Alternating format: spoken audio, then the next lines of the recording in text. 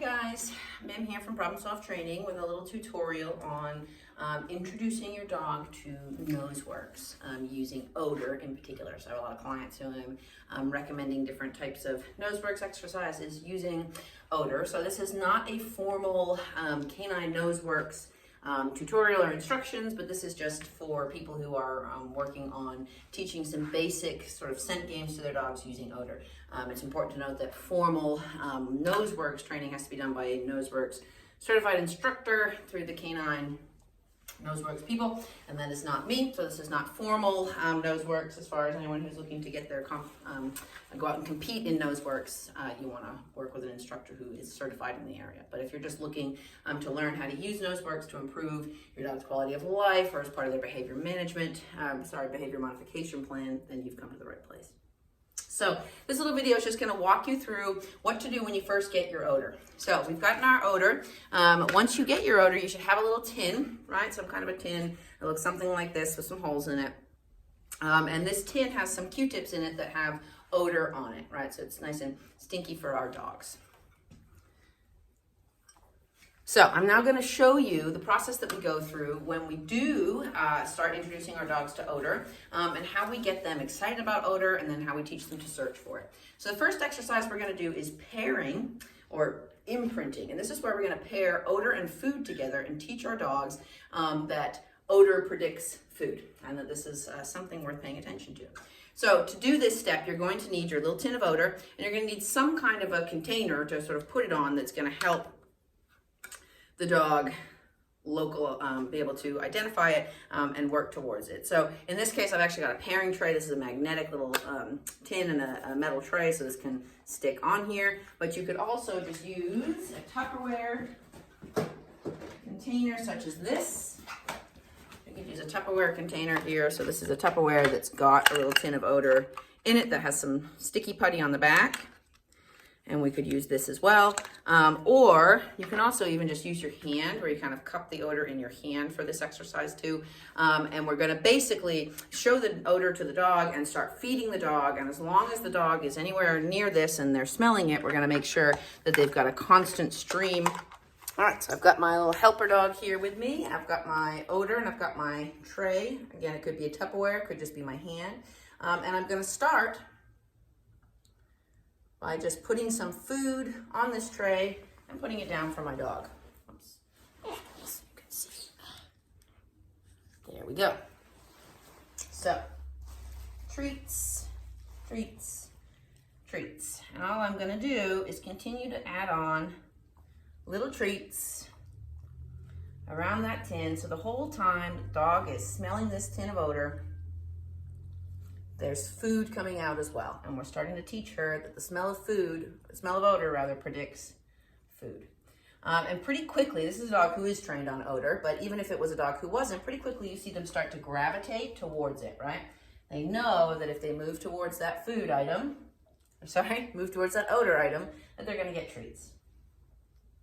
We start to get this draw towards the odor.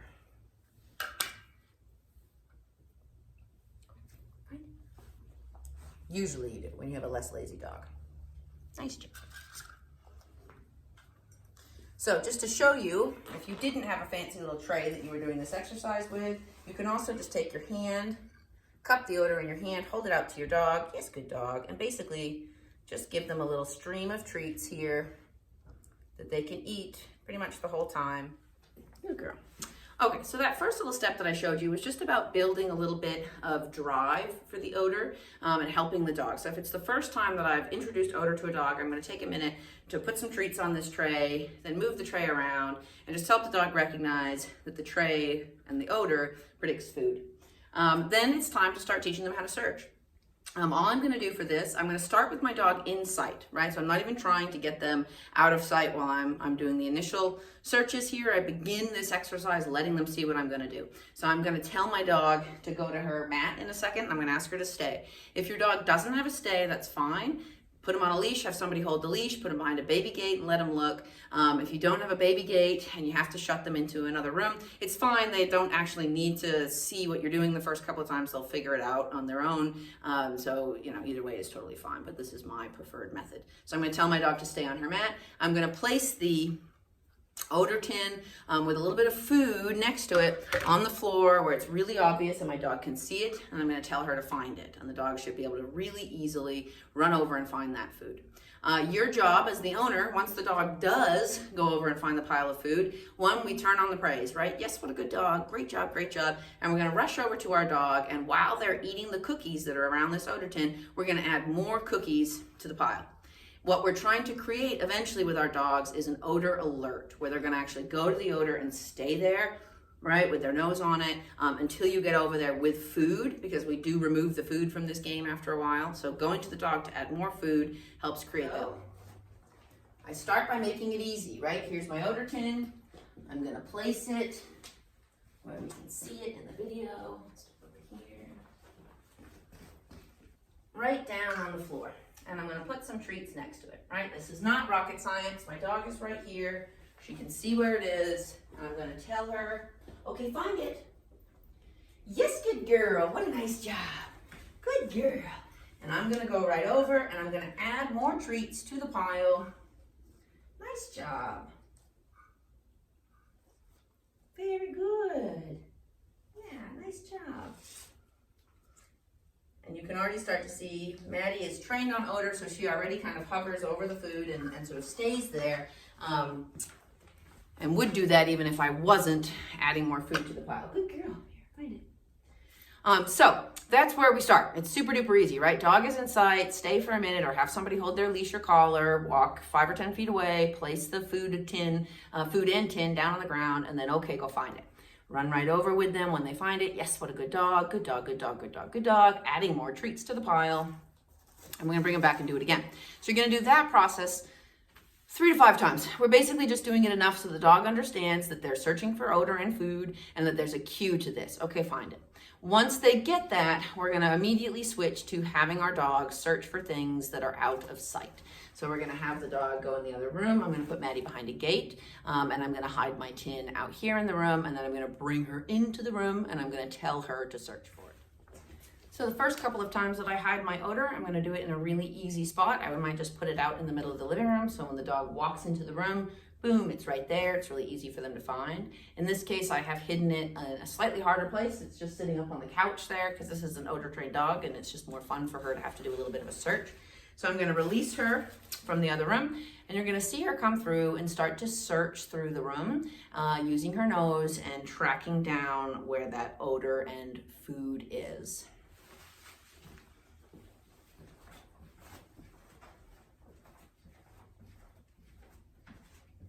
Ready?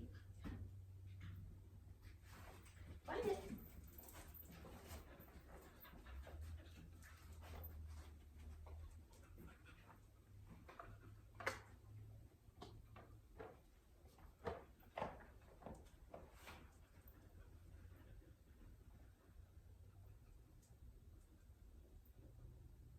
Good girl. Nice job.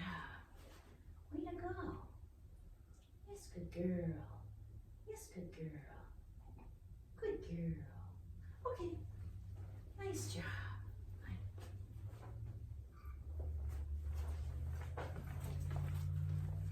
Just like that. So that's how we start to teach our dogs how to do noseworks. I'm gonna do one more search on film here with a slightly harder hiding space, just to show you guys what it looks like when the dogs start to get a little bit more advanced and they're a little bit better at searching for some of this stuff. All right, so I've hidden my odor in a little bit of a harder place now. It's over here. You can see that there on the windowsill. And you'll also notice that there's no food with this odor. So when you're first introducing your dog to this game, you want to always pair food with odor so that they learn how to be motivated to search for the odor. But after a few weeks, once they're good at playing this game, you want to remove the food so that they're just searching for the odor, and then just reward them with food when they find it. That allows you to hide it in much more creative places without needing a flat surface to put the food on. You ready? Come. Find it.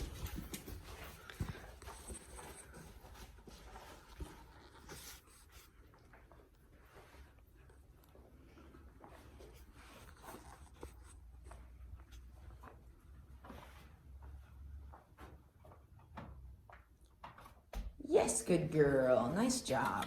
Very good. Good girl. Way to go.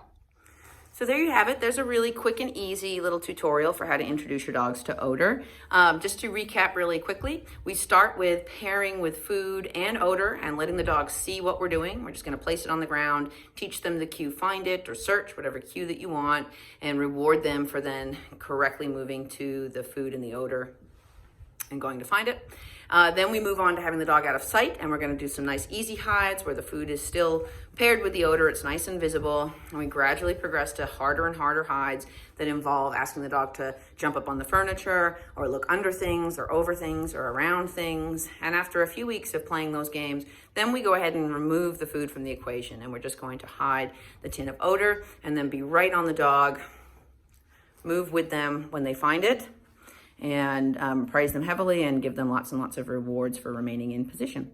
There's also other variations to this game. This is an example of doing an interior search where the food and odor is hidden in a room. We also do container searches where the dogs have to search a bunch of boxes and tell us which box has the odor in it. So we'll do a tutorial on that later. One final thing I wanted to make a note of, if you have a larger search area, such as a really big room that's difficult to kind of cordon off, you want to do these on leash so that your dog does not get overwhelmed. If the room is really big and you've got a newbie dog, they're going to have a hard time isolating the odor and having a hard time knowing where they are trying to go. So putting them on a leash and walking them into the area works really well for that. And if they try to move into the wrong spot, so say I've hidden it over here by the couch, right, and the dog is moving off towards another room, I'm just going to stop. I'm not going to tell them where it is, but I'm just going to stop and not let them go that way. And when they move back in the direction towards the odor, with the direction I do want them searching in, then I will move forward again and help them figure that out. So hopefully that was helpful for you guys, and you can get out there and start playing some odor searching games with your dogs.